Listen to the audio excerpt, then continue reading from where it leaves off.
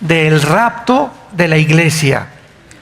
En la primera carta a los Corintios, capítulo 15, que va a ser nuestro pasaje principal, vamos a sentar las bases de esta conferencia y vamos a ver a través de esta serie preguntas como: ¿quiénes se van a ir en el arrebatamiento de la iglesia o en el famoso rapto de la iglesia? ¿Es el rapto de la iglesia lo mismo que la segunda venida de Cristo, o son dos eventos con un intermedio de tiempo de separación? Cuando nos vayamos, ¿cómo nos vamos a ir? ¿El cuerpo, el alma o el espíritu? Los que están muertos, ¿dónde están ahorita? ¿Es verdad que los que mueren están en estado inconsciente? ¿Que cuando morimos, hasta que resucitemos, vamos a cobrar la conciencia? ¿O las personas que murieron ya están conscientes desde el momento que murieron?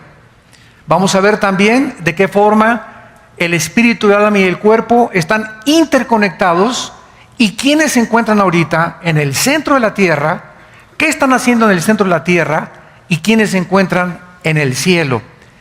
Y nuestros parientes que han muerto o hermanos en Cristo que están en el cielo ahorita, ¿qué están haciendo en el cielo? ¿Nos están viendo? ¿Están conscientes ellos de lo que está pasando en el mundo? Y cuando venga el arrebatamiento, ¿qué va a suceder aquí en el mundo? Cuando estemos en el milenio, porque lo vamos a ver también eso, ¿verdad? ¿Qué vamos a hacer? Nos vamos a seguir reproduciendo. Cuando nos muramos, mi familia va a ser mi misma familia. Voy a conocer a Fido, mi perro. Va a estar conmigo mi perro. Vamos a poder comunicarnos, nos vamos a conocer. En el cielo vamos a saber quién es Adán, quién es Elías, quién es Moisés, sin que tengamos fotos de ellos. Todas estas preguntas las vamos a contestar en esta serie, el misterio del rapto de la iglesia. En la primera carta a los Corintios, capítulo 15, versículos 51 al 53, dice el apóstol Pablo: he aquí os digo un misterio. ¿Por qué un misterio? Porque en el Antiguo Testamento no se había revelado el arrebatamiento de la iglesia. En el Antiguo Testamento no se había revelado tampoco la iglesia. Esta revelación, tanto de la iglesia como del arrebatamiento de la iglesia, o sea que el misterio consistía en que habría un tiempo en el que una generación de cristianos no íbamos a morir, íbamos a ser transformados de la noche a la mañana. Este misterio es una cosa escondida. Antes se la reveló Dios al apóstol Pablo, no a Pedro, no a Juan, no a Santiago. Se le reveló al apóstol Pablo, y Pablo escribió el misterio que lo tenemos que conocer, que es el arrebatamiento de la iglesia, y el misterio de la iglesia que se encuentra en el capítulo 3 del libro de los Efesios. Entonces, por eso Pablo comienza diciendo: he aquí les digo el misterio. ¿Cuál misterio? Que no todos vamos a dormir, o sea, no todos vamos a morir, pero todos seremos transformados en un átomos. La palabra momento en el griego es la palabra griega átomos, que es en una fracción imperceptible de segundos, en un abrir y cerrar de ojos, o sea, en lo que tarda un parpadeo de ojos. Así de rápido, a la final trompeta, porque se tocará la trompeta y los muertos serán resucitados incorruptibles. Y nosotros, aquí Pablo está involucrando a los que cuando venga Cristo por nosotros estemos vivos, no vamos a morir. Ojalá que nosotros seamos esa generación que estamos esperando en cualquier momento el arrebatamiento de la iglesia. Vamos a ser transformados nuestro cuerpo. Y dice la Biblia: porque es necesario que esto corruptible se vista de incorrupción y esto mortal se vista de inmortalidad. En otras palabras, no podemos ir al cielo con este cuerpo, porque la sangre y la carne no pueden heredar el reino de Dios. porque este cuerpo fue diseñado por Dios para vivir en 4 dimensiones. Simplemente al salir de la tierra al espacio, ya necesitamos escafandras y un traje de astronauta especial, porque las condiciones atmosféricas y la composición química del aire fuera de la atmósfera son diferentes a las que tenemos aquí en la tierra. Entonces imagínense ir al cielo en este cuerpo. No podría, nuestro cuerpo se desharía, ¿verdad? Entonces necesitamos una transformación, ¿verdad? Un cambio imperceptible de nuestro cuerpo para que sea transformado nuestro cuerpo en milésimas de segundo en un cuerpo perfectamente glorificado como el cuerpo de Jesucristo, como lo vamos a ver también.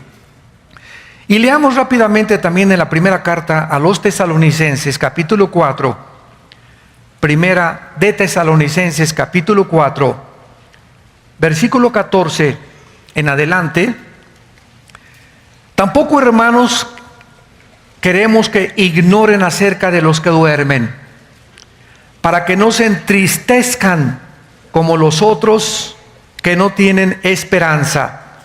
Porque si creemos que Jesús murió y resucitó, así también traerá Dios con Jesús a los que durmieron en él, ¿verdad? Esto implica, ¿verdad?, que los muertos ya están con Jesús. Esto echa por tierra la famosa teoría de una secta que se llama los Testigos de Jehová, que enseñan que cuando morimos estamos dormidos, en estado inconsciente. Dice que Jesús, cuando venga, va a traer con él a los que murieron antes que nosotros. Por lo cual os decimos esto en palabra del Señor, que nosotros que vivimos, que habremos quedado hasta la venida del Señor, no precederemos a los que durmieron.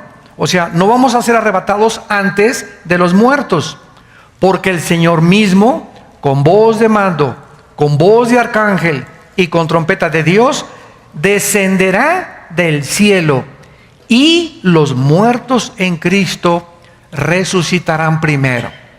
Luego nosotros, vean el orden, primero cuando venga Cristo en el arrebatamiento, todos los muertos de la iglesia de la cruz a nuestros días, lo vamos a ver, los muertos del Antiguo Testamento no se van en el rapto. Apunta eso, los muertos del Antiguo Testamento van a resucitar hasta después de la tribulación, como lo vamos a ir enseñando. Entonces, en el rapto se van todos los que estamos en Cristo, los que fuimos bautizados en el cuerpo de Cristo por el Espíritu Santo, la iglesia, que no existía en el Antiguo Testamento. Los santos del Antiguo Testamento van a resucitar. Isaías 26, Daniel capítulo 12, el 1 al 3 lo vamos a ver hasta después de la tribulación. Entonces, en el rapto es para todos los cristianos desde Pentecostés hasta el día que Cristo venga por nosotros. Y dice así: y luego nosotros que vivimos, los que hayamos quedado, seremos arrebatados juntamente con ellos en las nubes para recibir al Señor en el aire, y así estaremos siempre con el Señor. Por tanto, aliéntense los unos a los otros con estas palabras. Esta es una de las verdades más grandes, más profundas y más emocionantes de la Biblia: la doctrina del arrebatamiento de la iglesia. Una doctrina que inclusive está siendo negada. En mis viajes yo me he encontrado pastores que están diciendo que no es verdad que existe el rapto. Hasta ese grado se ha llegado a introducir estas herejías.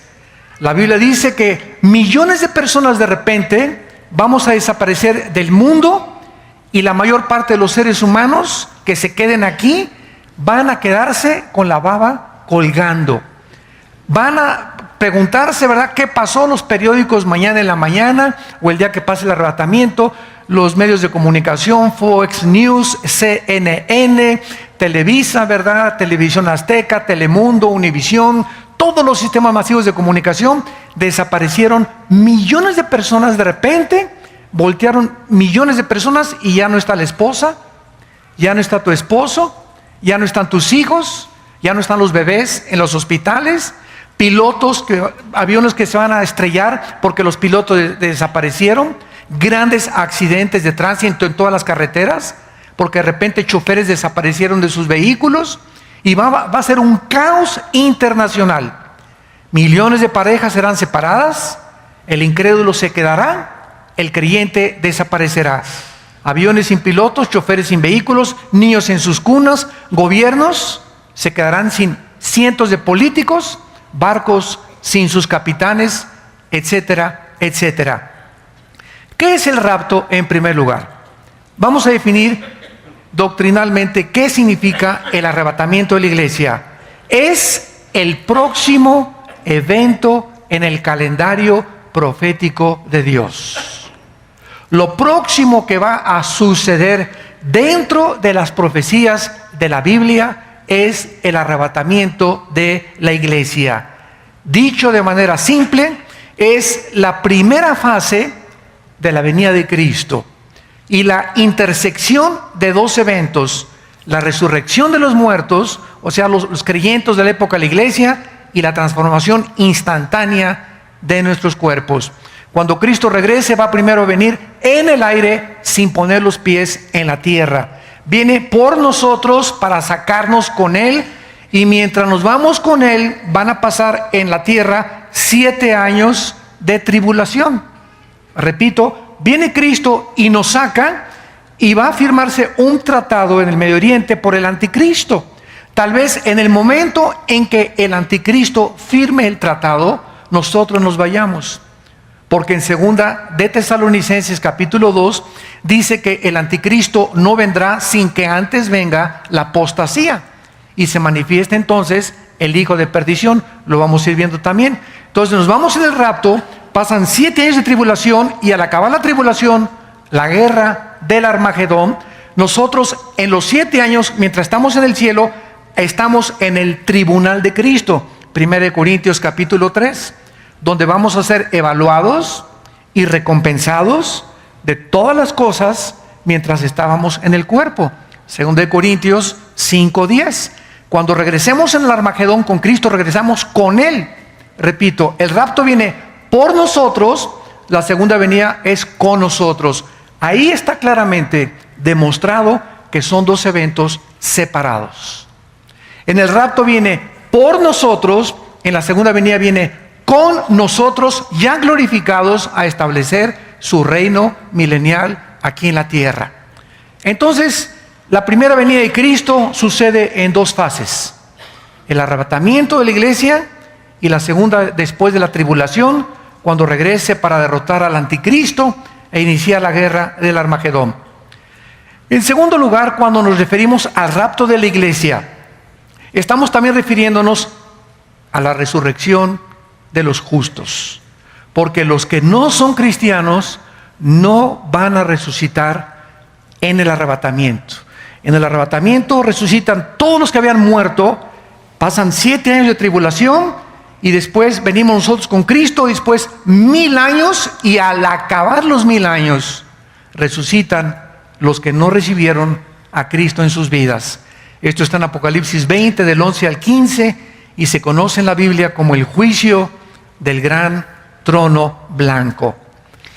Y en tercer lugar, la resurrección de los justos o de los cristianos se llama en la Biblia la primera resurrección, en Apocalipsis 20, del 4 al 6. ¿Por qué se llama la primera resurrección? Vayamos a 1 Corintios otra vez, capítulo 15, y veamos esto con detenimiento, porque vamos a demostrar que va a haber muchas resurrecciones, varias resurrecciones. Dice el versículo 22, 1 Corintios 15: porque así como en Adán todos mueren, en Cristo todos serán vivificados, pero cada uno en su debido orden. Aquí ya está hablando Cristo de un orden de las resurrecciones. Las resurrecciones van a tener un orden. ¿Quién fue el primero que resucitó? Claro, ¿verdad? Porque antes de Cristo resucitó Lázaro, ¿no es verdad? Pero Lázaro volvió a morir. Todos los que resucitaron antes de Cristo volvieron a morir. Pero Cristo es el primer ser humano, el primero, por eso se llama el primogénito de los muertos, que cuando resucita ya no vuelve jamás a morir. Porque se trataba de eso, que con su resurrección venciera la muerte y nos mostrara a todos nosotros que así como Él resucitó, nosotros también viviremos con Él y no volveremos jamás en la eternidad a morir. Entonces dice aquí en Corintios, cada quien en su orden. Cristo, número 1. 2, ¿quién resucitó con Cristo? ¿Se acuerdan que se abrieron las tumbas?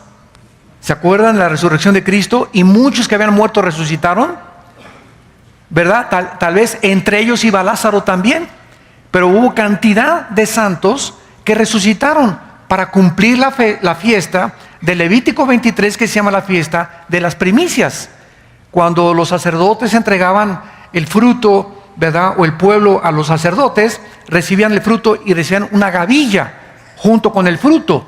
Entonces el fruto es Cristo, el primer fruto entre los muertos, y la gavilla tenía que acompañarlo, que eran los que resucitaron juntamente con Él.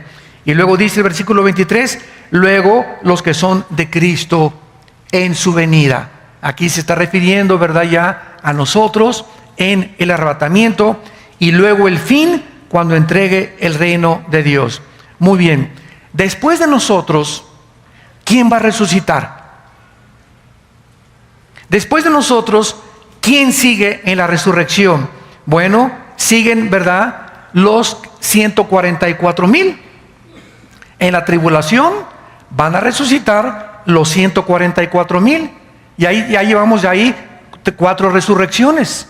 Cristo, las primicias, nosotros y los 144,000. Se ven en Apocalipsis 14 en el cielo, alabando a Dios en el monte Sión. Después de ellos, ¿quién va a resucitar? Los 2 testigos. Apocalipsis capítulo 11. Muchos dicen que es Elías y que es Moisés. Puede ser, puede que no sea, a lo mejor es Enoc y Moisés. Entonces, después viene la resurrección de los 2 testigos, que en Jerusalén los 2 se van a levantar enfrente de toda la gente. Y después de ellos, al final de la tribulación, viene la resurrección de todos los santos del Antiguo Testamento. Qué importante es, santos de Dios, que ustedes tengan esta doctrina y que sepan exactamente, escatológicamente, las profecías de la palabra de Dios.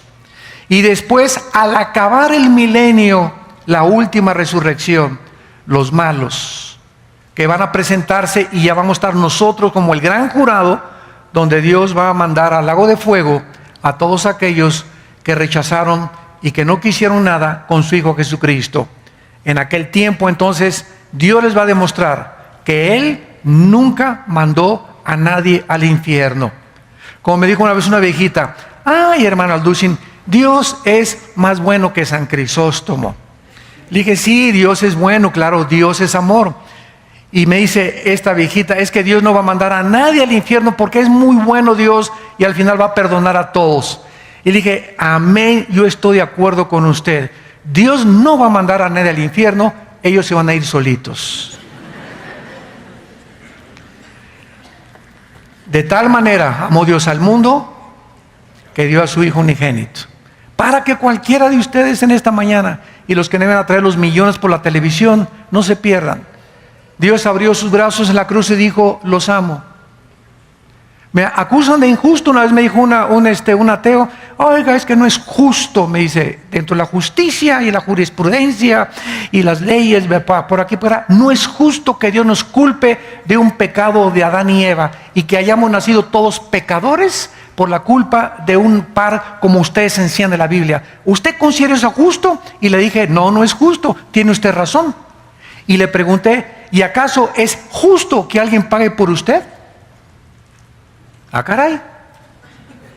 Le dije, pues así como usted acusa a Dios de injusto, también es injusto que alguien haya pagado todas las maldades y todas las blasfemias que usted hizo en la cruz. Y eso es lo que Dios nos ofrece en la cruz del Calvario, para que Él sea el que justifica y nadie se atreva a decirle, eres un Dios injusto. ¿Me acusas de injusto? Pues es justo que haya muerto por ti y haya pagado por ti, pues es lo que te ofrezco. que yo pago por ti todas las tonterías, las blasfemias, las fornicaciones, los abortos, los latrocinios, los homicidios que tú has hecho en tu vida. Todo lo pago yo por ti, no tienes tú por qué pagar nada, lo pago con mi sangre y con mi vida en la cruz.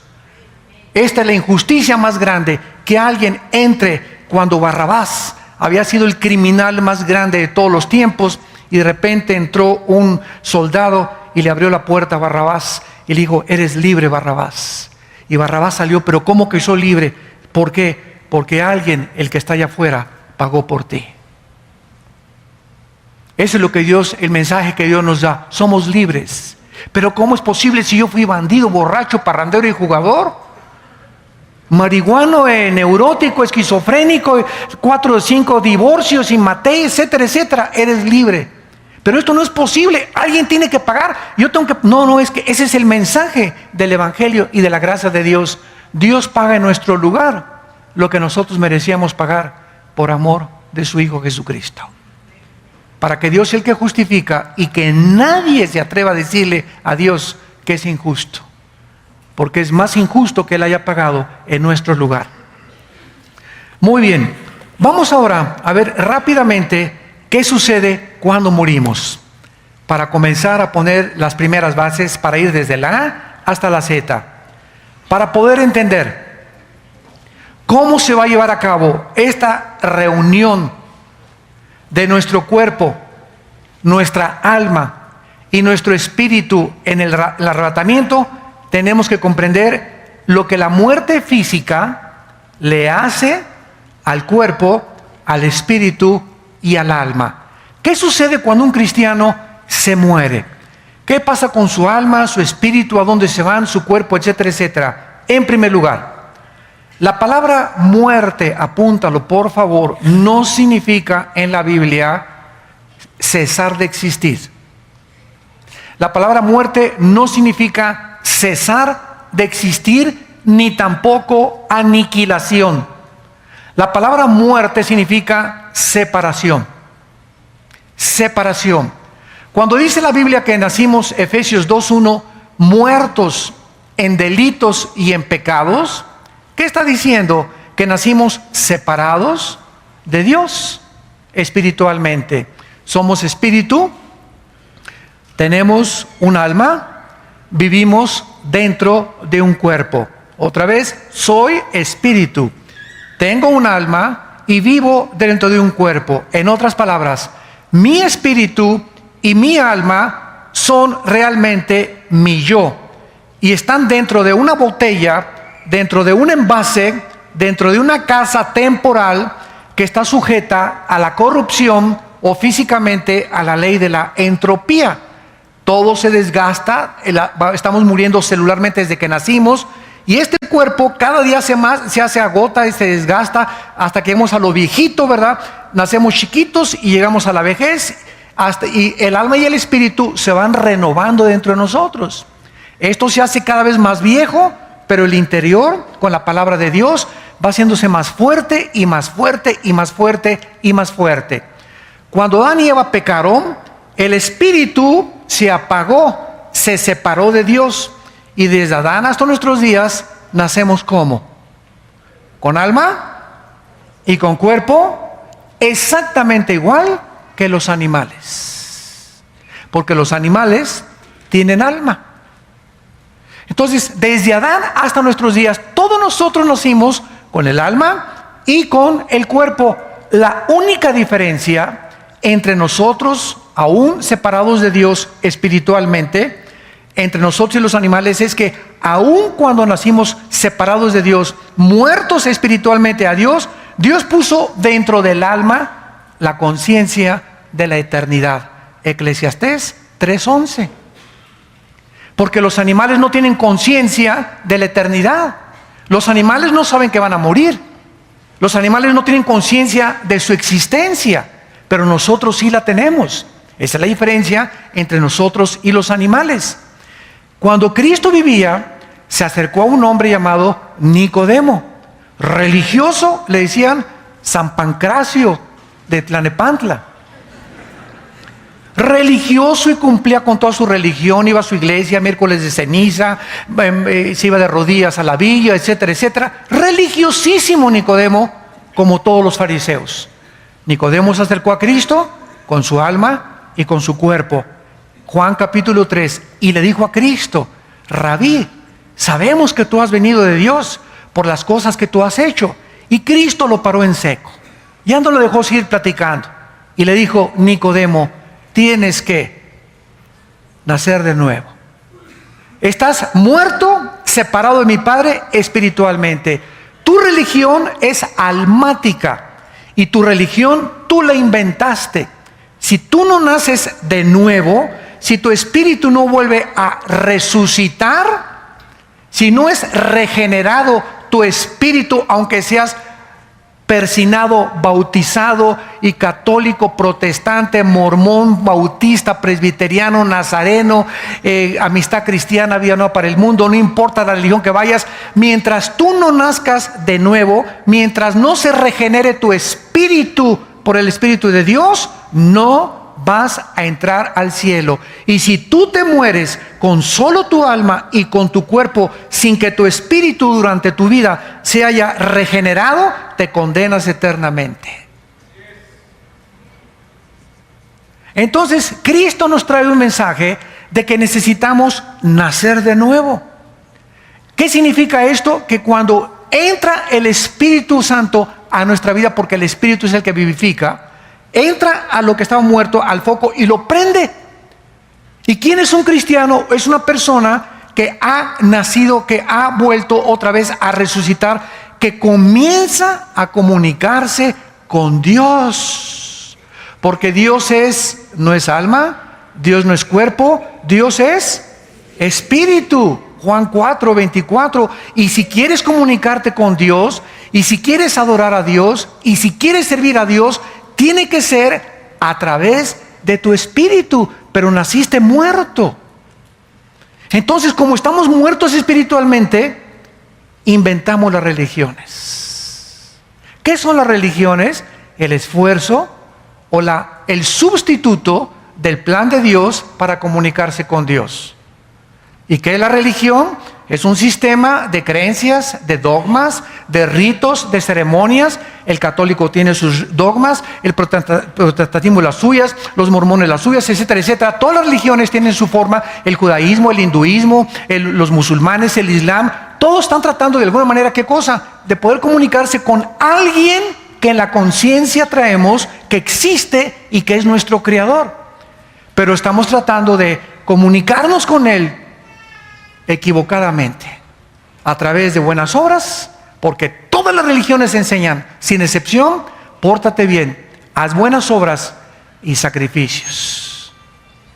Y por eso toda la historia de las religiones es sacrificios a los dioses. Los aztecas les sacaban el corazón a las víctimas, los mayas también, los aucas en el Brasil, el espiritismo de los cheyennes, de los sioux, de las tribus indias en Estados Unidos, en Europa, en fin, por todos lados encontramos en la historia de las religiones un grande derramamiento de sangre, tratando de agradar a los dioses. Aquí en México, ¿verdad? Millones de personas de rodillas a la villa, en Teotihuacán cargándose energía del sol, ofreciendo a los dioses. Ahorita en Yucatán hay más de 12,000 personas que vinieron de Europa a esperar el 21 de diciembre, porque los ovnis se comunicaron con los mediums de ellos y les dijeron que los malos nos íbamos de aquí, de este mundo. Entonces, cuando venga el arrebatamiento, ya está preparándose la humanidad para saber que los buenos se quedan, los perfectos y los que son tolerantes, porque nosotros somos los religiosos, los cristianos. Entonces, me van siguiendo. El nacimiento es el que nos hace que otra vez en el espíritu nos comuniquemos con Dios. Ahora, cuando una persona nace de nuevo, espiritualmente, Dios nos deja una Biblia, que es el libro que tengo en mis manos, para que este libro me dé la información del reino espiritual. La Biblia no la puede entender por más doctorados que tengas en química, en filosofía y letras, en ciencias políticas, y tengas 3 premios Nobel. Una persona que no ha nacido de nuevo está entrando a la Biblia con su mente. Y dice 1 Corintios 2 que el hombre natural, el hombre que no ha nacido de nuevo, no entiende las cosas de Dios, porque las cosas espirituales se tienen que entender espiritualmente. Y es el Espíritu el que entra a nuestra vida y el que comienza a abrirnos la Biblia y a darnos entendimiento, no racionalmente, espiritualmente. Comenzamos a discernir, no razonar, discernir las cosas de Dios. ¿Me van siguiendo? Y esta es la razón por la cual la persona que no es cristiana se acerca a la Biblia y choca con la Biblia. Oye, pura sangre. ¿Cómo es posible que Dios haya mandado a matar a los cananitas? Esto es genocidio. ¿Cómo es posible que David sea un hombre conforme al corazón de Dios y se haya cometido adulterio y hasta homicida fue? ¿Y cómo es posible que esto y el otro? ¿Por qué? Porque chocan con la Biblia. Y cuando tú vienes a la Biblia y no la entiendes, ¿sabes por qué no la entiendes? Pues porque no la entiendes. Tan sencillo como esto, ¿verdad? Yo así como dijo Teofilito, ahí te vas a quedar. ¿Y por qué? Porque tu intelecto no ha sido abierto, no ha sido expandida tu comprensión espiritual. Porque las cosas del espíritu no se pueden racionalizar con la mente intelectual, se tienen que discernir. Y la palabra discernir significa distinguir entre la luz y las tinieblas. Se lo explico de otra manera. ¿Se acuerdan de Hebreos 4:12? Porque la palabra de Dios es viva y eficaz y más cortante que toda espada de dos filos. Y discierne, ¿verdad? Las cosas, ¿verdad? Del espíritu, y penetra hasta el alma y el espíritu y discierne las intenciones y los pensamientos del corazón. Fíjense lo que dice Hebreos 4:12.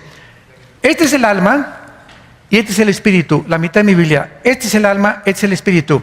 Cuando nacemos y no hemos nacido de nuevo, el alma y el espíritu están así, amalgamados.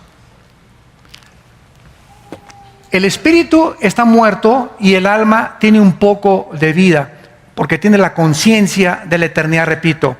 Entonces, para la persona que no tiene a Cristo, todo es gris.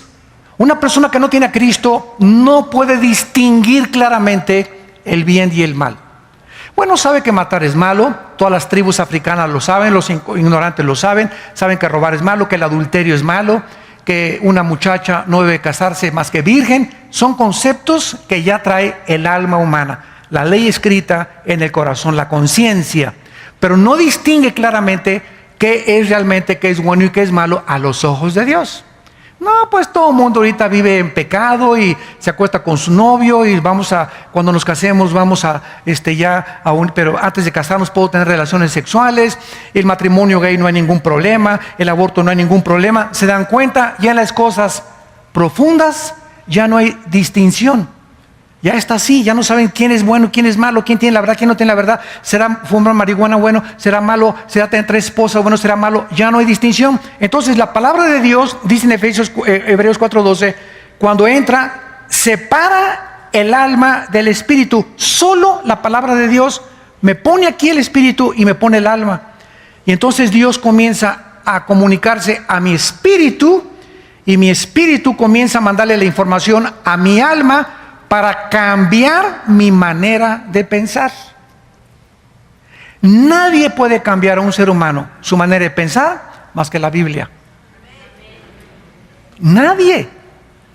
Por más que tenga 5 idiomas y políglota y culto, nadie puede cambiar tu manera de pensar más que la Biblia. Entonces, la Biblia, Romanos 12:2, no se conformen a este mundo, sino transfórmense. El espíritu, la comunicación al espíritu viene de este libro. Mi espíritu solo puede tener contacto con Dios a través de la Biblia.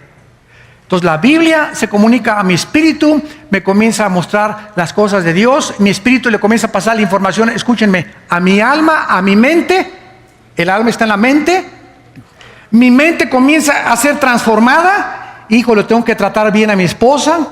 El adulterio no va a ser bendición. Tengo que obedecer a mis padres, tengo que pagar impuestos, tengo que hacer esto, comienzo mi mente a cambiar, yo tengo que mi dinero dárselo a Dios, muchas cosas comienzan a ser transformadas en mi manera de pensar. Ya no soy el que yo era antes de que mi espíritu estuviera muerto.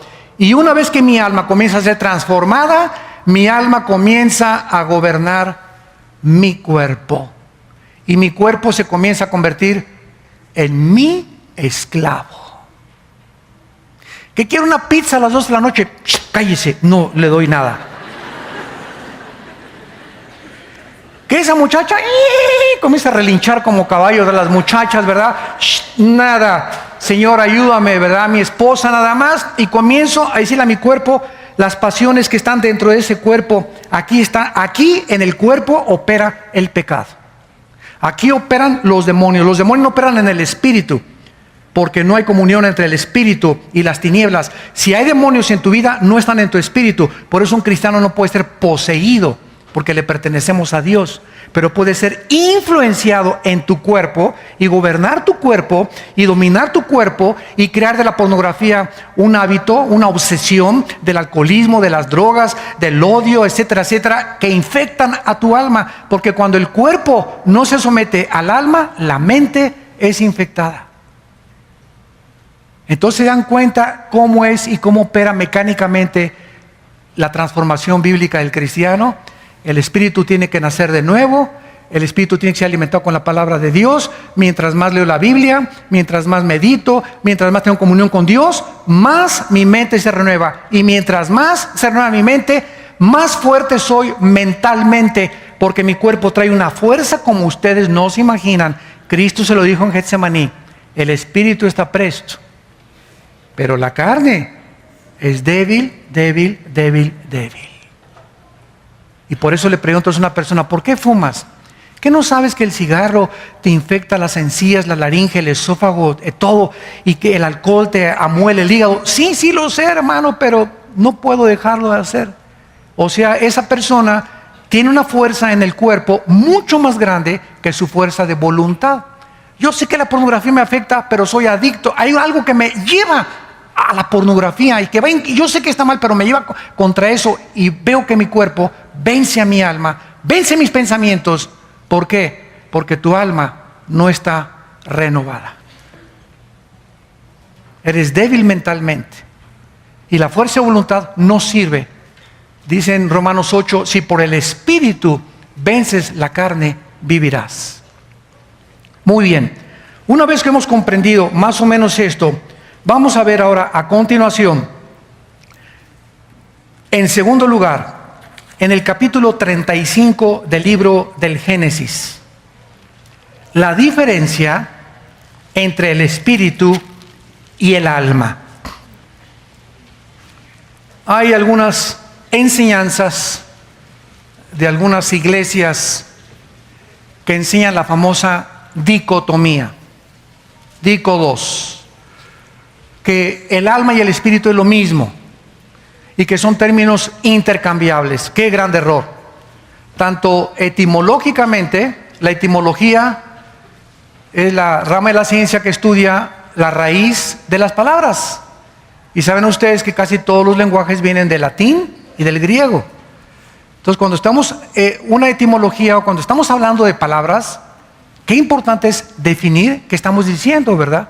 Yo en mis debates que tengo con los ateos o con comunistas o con musulmanes en la televisión, en el radio, siempre me enfrento con lo mismo. Me encuentro con personas que quieren debatir conmigo y están usando términos que ni ellos mismos conocen.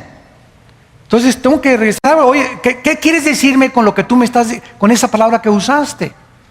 Entonces, cuando comenzamos a definir los términos, comenzamos ya a aclarar un poco más la comprensión de la mente para poder tener un diálogo más comprensible o más racionalmente contra estas personas. En Génesis 35, en el versículo 18 y en el versículo 29, encontramos, como más adelante en el Nuevo Testamento, muchos más, que el alma y el espíritu son dos entidades totalmente diferentes. Dice así Génesis 35, 18: aconteció que al salírsele, ¿qué cosa? Apúntalo ahí en tu Biblia. Esa palabra alma es la palabra hebrea Nepesh, así como suena, N-E-P-E-S-H, Nepesh. La palabra, la letra o las letras SH en el hebreo se pronuncian en hebreo como J. Entonces se pronuncia Nepej. Y los judíos, como los alemanes, ponen mucho énfasis en el no voy a hacer otra cosa, ¿verdad? No se asusten. Nepej. Todos, por ejemplo, dicen Yeshua a Mashiach, o sea, Jesús el Mesías. Se escribe Mashiach, Jesús el Mesías en el hebreo, pero se pronuncia la CH, Yeshua Mashiach. Y siempre pronuncian dándole mucho énfasis a la palabra J en el hebreo. Entonces la palabra Nepej, alma. Ahora el versículo 29. Y exhaló Isaac, ¿qué cosa? El ruach, que se escribe R-U-A-C-H, ruach en el hebreo, y se pronuncia igual ruach. Aquí vemos que al morir dos personas diferentes, el Espíritu Santo nos muestra que se salieron de esa persona dos cosas de un cuerpo muerto. Cuando morimos hay dos cosas que salen de dentro de nosotros: el alma, nepej, y el espíritu, roaj. Estas dos palabras, etimológicamente, que significan dos cosas distintas, nos muestra que son diferentes. Como Hebreos 4:12. La palabra de Dios discierne el alma y el espíritu. 1 Tesalonicenses 5:23, para que todo vuestro ser, espíritu, alma y cuerpo sean guardados irreprensibles en la venida de Cristo. Entonces yo no encuentro, ¿verdad?, ninguna discrepancia o ningún argumento para sostener que el alma y el espíritu son diferentes. Ahora muy bien, ¿cuál es la diferencia? Apúntalo. El alma es el centro de nuestras emociones, sentimientos, la voluntad y el intelecto. Otra vez, el alma es el asiento de las emociones, los sentimientos, la voluntad y el intelecto. Y el espíritu es la parte inmaterial del ser humano a través de la cual conocemos, servimos y adoramos a Dios. Porque Él es espíritu. Otra vez, no se conoce a Dios con el alma, con la mente. Se le conoce en el espíritu. El espíritu le pasa la información a la mente. En segundo lugar, no podemos a Dios servirle a través de nuestras obras muertas, sino a través de nuestro espíritu. Hay cristianos que son nacidos de nuevo, pero que creen que el ser demasiado activistas en la obra de Dios, y reparten folletos y por aquí por allá, y no está malo, no hay nada de malo en eso. Y pastores que yo conozco y misioneros que son muy activos, y por acá y por allá, y viajan de las 7 de la mañana a las 11 de la mañana, y hasta se agotan y hasta ni vacaciones van. Y todo eso no le agrada a Dios, porque si tú quieres servir a Dios, lo sirves en espíritu y en verdad, en tu comunión con Jesucristo. 1 Corintios 1:9, fuimos llamados a la comunión con Jesucristo. Mientras tú no le des a Dios la prioridad en tu vida, de en las mañanas tener como prioridad tu tiempo con la Biblia y en oración, hagas lo que hagas, puedes hacer iglesias, puedes predicar, mientras no entendamos que servimos a Dios primero, a Él en comunión y en oración, no vamos a entender qué es servir a Dios. Yo oí un testimonio hace poco de un pastor en Estados Unidos que Dios le quitó la iglesia. Y dice, me fui con mi esposa a un rancho. Oye, pero yo estoy acostumbrada a la iglesia y a esto y el otro. Y estuvimos 1 año y medio en el rancho, me dice el pastor, dio su testimonio. Y ni prediqué ni nada. Y Señor, le pregunté a Dios, pero yo quiero servirte en el reino y todo. Y hasta que finalmente, después de que se quebrantó y se humilló delante de Dios, el Espíritu Santo le dijo a este pastor, ¿sabes una cosa? Es que yo quería que durante todo ese 1 año y medio no sirvieras a la gente, me sirvieras a mí. Y te encerré en ese rancho 1 año y medio sin hacer nada, ni activismo, ni predicar, ni nada, para que aprendas que tu prioridad en mi vida es servirme a mí. Eso me impactó tremendamente, porque confundimos el activismo con el servir a Dios. Y mientras no tengamos comunión con Dios y no entendamos que mi tiempo más importante es el tiempo que yo paso con la Biblia y es el que Dios evalúa más altamente, todo lo demás que haga no sirve de nada. Acuérdense de Apocalipsis 2, del 1 al 4, la iglesia de Éfeso, ¿se acuerdan? Oye, vengan para acá los de Éfeso, pónganse aquí mis chiquilines. Todos ustedes, y comienza Jesús para que entendamos este concepto. Yo sé que ustedes han sido muy celosos, han sido muy pacientes, han probado lo que son apóstoles y no lo son, se han involucrado en cientos de actividades, y en ese momento, pues todos los cristianos a quienes Cristo se refería podían haber, gracias Señor, sabíamos que nos tenías que reconocer, y de repente Cristo les dice, pero hay un pero, hoy el Señor tiene un pero contra nosotros, ¿cuál será? Quiero decirles que todo eso que han hecho no les sirve de nada, porque han perdido su primer amor.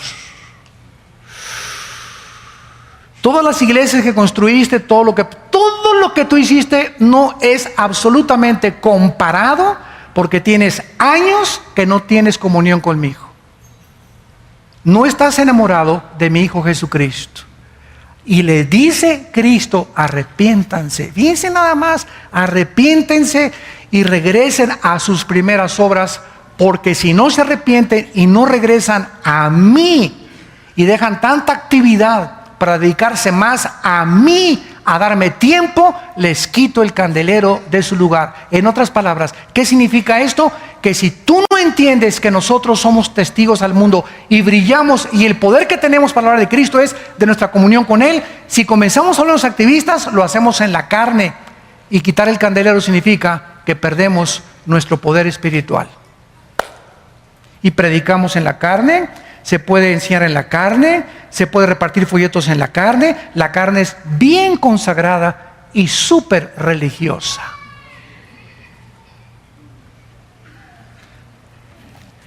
Muy bien, veamos ahora a continuación, ¿verdad? Entonces, que al morir, ¿qué pasa? Espíritu, alma y cuerpo.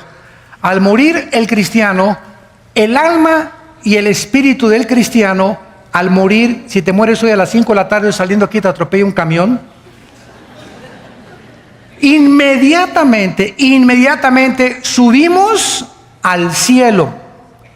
Inmediatamente, 2 Corintios 5, 9 al 10, ausentes del cuerpo, presentes en el Señor. Lo vamos a demostrar. Nos vamos inmediatamente al tercer cielo. El cuerpo lo entierran, lo creman, no importa lo que le hagan.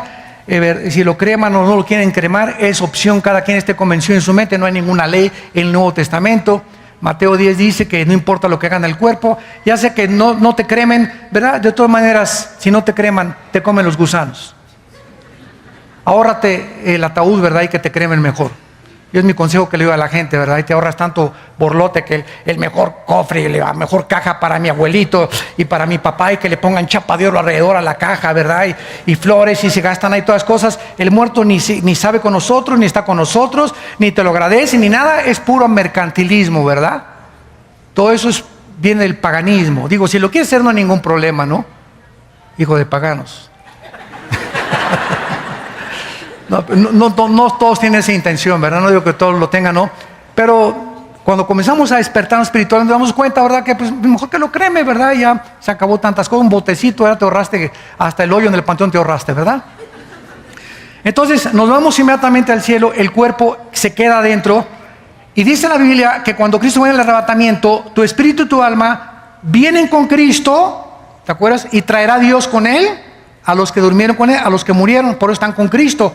Y entonces los muertos, tu cuerpo, va a resucitar. 1 Tesalonicenses 4, va a resucitar. Y en el aire, cuando venga el arrebatamiento, nos juntamos con nuestra alma y con tu espíritu, con un cuerpo glorificado. Completamente glorificado.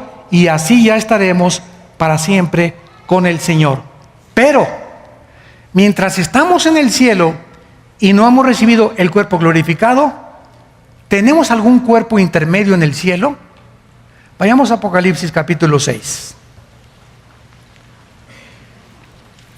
¿Con qué cuerpo estamos en el cielo o somos como Gasparín, el fantasma?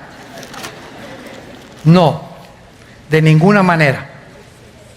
Veamos lo que la Biblia nos enseña de nuestros hermanos y hermanas que ahorita están en el cielo, y veamos tantos detalles que se nos revelan de los que están ya en el cielo ahorita, antes que nosotros.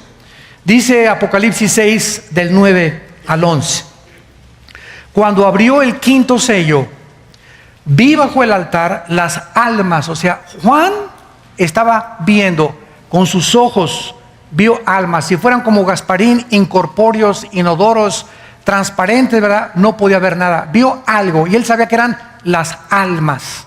O sea, el ego, el yo de estas personas muertas. ¿De quiénes eran? De los que habían sido muertos por causa de la palabra de Dios y por el testimonio que tenían, de los mártires. Ahí Juan vio a los mártires en el cielo y clamaban a gran voz. Estas personas en el cielo tienen cuerdas vocales. En el cielo hay comunicación. Estos muertos no están así, ¿verdad? En un ambiente. No, ¿verdad? Se pueden comunicar y se pueden comunicar con Dios. Y nos damos cuenta entonces que tienen cuerdas vocales. Que hay todavía, el cuerpo está abajo en la tumba, pero las almas se pueden comunicar. Porque está comprobado, ¿verdad? Que, por ejemplo, el cerebro no es el que hace los pensamientos. Ustedes saben que fue uno de los argumentos más fuertes que yo he encontrado contra el ateísmo. El ateísmo establece que somos materia, básicamente el materialismo. Y el ateísmo se estrella porque tú le dices a un ateo: oiga, espérenme una cosa, pero la materia nunca producirá los pensamientos. Ha sido uno de los argumentos más fuertes que tengo contra el ateísmo. Si tú dices que todo fue material y venimos de la materia, etcétera, etcétera, ok, pero ¿quién le puso a la materia los pensamientos? Los pensamientos en nuestra mente pertenecen al mundo invisible. Síganme con cuidado. No son materiales los pensamientos, ¿correcto? Entonces pertenecen al mundo espiritual. Y por eso es que los demonios, como nuestros pensamientos operan en el mundo espiritual, intangible, no terrenal, no físico, no material, los demonios y los ángeles tienen acceso a nuestros pensamientos. Y por eso Dios quiere que cambiemos nuestros pensamientos, porque si nuestros pensamientos nos domina el mundo espiritual. Pero si mis pensamientos comienzan a ser transformados por la palabra de Dios, comienzo con mis pensamientos a darme cuenta que mayor es el que está dentro de mí que el que está en el mundo. Porque cuando vengan pensamientos a atacarme de tentaciones pornográficas o sexuales, o de alcohol, o de drogadicción, o de robo, de homicidio, mi mente está fortalecida para rechazar eso. Y me doy cuenta que soy un guerrero de Dios. Te has convertido en una guerrera de Dios, porque has vencido. Y eso es lo que significa que hemos vencido por la palabra del testimonio y por la sangre del Cordero. Entonces, los pensamientos pertenecen a otro ámbito que no es el material, señor ateo, con el respeto que se merece. Los pensamientos pertenecen a un mundo que no se puede ver más que a través del Espíritu y de la Biblia. Entonces, en el cielo sigue la comunicación, y dice la Biblia a continuación que estas almas no solamente se comunican, sino que también están junto a Dios, porque le están hablando a Dios hasta cuándo, y reconocen que Él es el Señor, que Él es santo y que Él es el único verdadero del universo. Y vean ustedes lo que estas almas le están diciendo a Dios en el cielo. Esto es asombroso. Le dicen a Dios en el cielo: Señor, ¿por qué no juzgas y vengas nuestra sangre en los que moran en la tierra? Pregunta: ¿estas almas en el cielo están pidiendo venganza? O, fíjate la importancia de los términos. Es que el juez que me condenó a muerte se quiso vengar de mí. Espérame tantito, pitirijas, cuijas, chijas. El juez y la ley que te condenó a muerte cuando se ejecuta la pena capital, no es venganza, es vindicación a la sociedad del mal que tú hiciste. Entonces no confundas la venganza con la vindicación. Estas almas no están pidiendo venganza, están pidiendo en el cielo: Señor, ya acaba con tantos crímenes, Padre Santo, acaba con tantas violaciones, con tanto derramamiento de sangre. Oh Dios, ¿cuándo va a ser este momento? Porque ellas saben en el cielo que nos están viendo. Esto significa que nos están viendo y que saben que no ha acabado en el mundo todavía el borlote que tenemos aquí abajo. Y le están diciendo a Dios: ¿hasta cuándo? Dios no puede decirles cuándo, porque las cosas secretas pertenecen a Dios. Entonces Dios no les contesta a estas almas, y simplemente en el cielo se les dice, ¿verdad?, que se les dan vestiduras blancas hasta que esperen todos los que han de ser muertos como ellos. Y entonces sabrán cuándo el tiempo ha llegado, porque ni el diablo conoce el tiempo final del Señor Jesucristo. Nadie sabe el día y la hora de cuando Cristo acaba con todo, más que Dios. Esto le pertenece a la sola potestad de Dios. Los tiempos cronológicos y los kairos de Dios le pertenecen solamente a Dios. Y dice el versículo 11: y se les dieron vestiduras blancas. O sea, tú no puedes vestir a Gasparín, ¿verdad? O sea, hay un cuerpo intermedio en el cielo, pero esas vestiduras no están vistiendo a un cuerpo glorificado. Hasta que esas almas bajen con Cristo en el arrebatamiento, sus cuerpos resuciten, su ADN. El ADN, el código genético hereditario, el ácido desoxirribonucleico, del cual está formada cada una de nuestras células, billones de células que tenemos en el cuerpo. Ahí está escondida toda la información de quiénes somos. Tenemos billones de células, y en cada célula está el software de Dios. Señor ateo, ¿quién le puso ese software? Se hizo solo. Ni siquiera un chango le contestaría eso. La información, ¿de dónde viene? La información tiene que venir siempre, señor ateo, de una persona inteligente. Si usted se encuentra un CD y lo mete en una computadora, ¿quién le puso esa información al CD? El CD lo agarro y vale 5 centavos el CD, la pura materia, el puro software. Pero ese CD contiene una información, y si lo peso el CD en una báscula, pesa 3 o 4 onzas. Sin embargo, ese CD no vale nada. Lo que vale es la información dentro del CD. ¿Quién puso esa información? ¿El aire?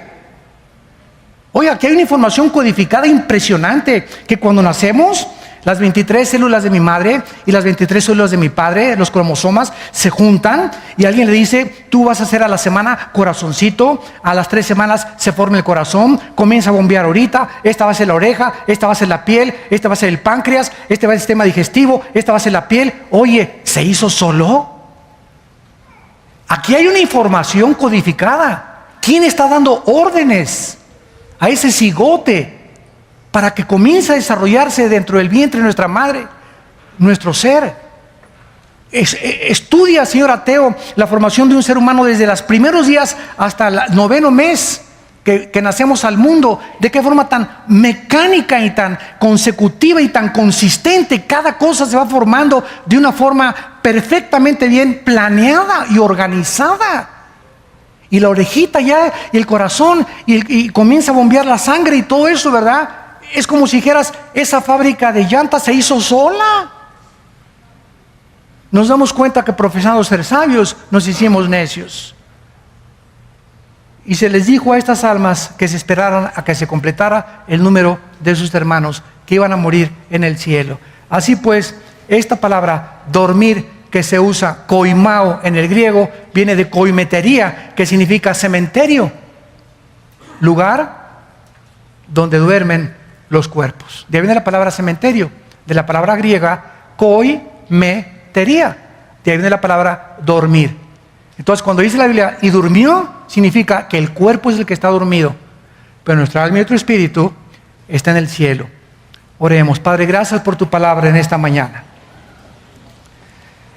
Gracias, Señor, porque tu Espíritu Santo nos va a ir abriendo en esta serie, poco a poco, Señor, el entendimiento para ver las maravillas de tu ley. Oh Dios, cuántas cosas escondidas tienes para nosotros, grandes e incomprensibles. Oh profundidad de las riquezas de la sabiduría y el conocimiento de Dios. Porque ¿quién conoció la mente de Dios? Más que el Espíritu que todo lo escudriña. Gracias, Señor, por habernos dado tu Espíritu y habernos dado un espíritu de sabiduría, de inteligencia, de conocimiento y de discernimiento espiritual, y habernos permitido entrar a este mundo espiritual que el ser humano está intentando entrar a través de la brujería y de las religiones y del ocultismo equivocadamente, pero que la Biblia nos dice que es Jesucristo el que nos vino a abrir la puerta al mundo espiritual, porque Él dijo que nadie te conocía a ti más que Él y aquellos a quienes Él les quiera revelar a través del arrepentimiento de sus pecados y la aceptación de que Él pagó en una cruz en nuestro lugar. En esta mañana, todos ustedes también por la televisión que quieran aceptar a Cristo en su vida, ahí desde tu lugar, dile a Dios. Tal vez estás en un hospital viéndonos, en una sala, en un cine, en un bar o en tu casa. Dile a Dios: Señor, cosas grandes e incomprensibles que no entendía,